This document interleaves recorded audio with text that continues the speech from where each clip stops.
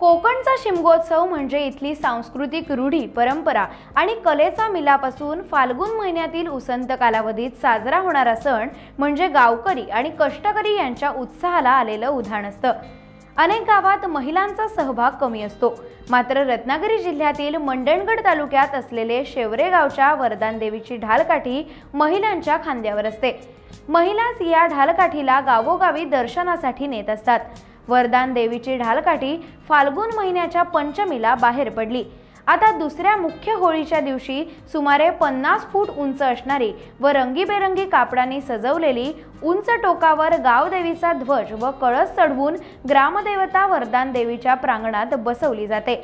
वरदान देवीच्या ढालकाठीची 8 दिवस गावभेट मिरवणूक काढून 11 मार्च रोजी रात्री शेवरे गावात आगमन होणार आहे।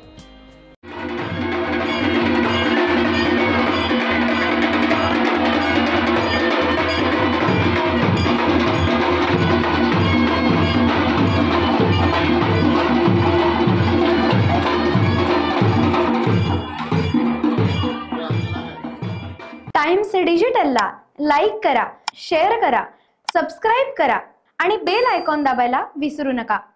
Times digital.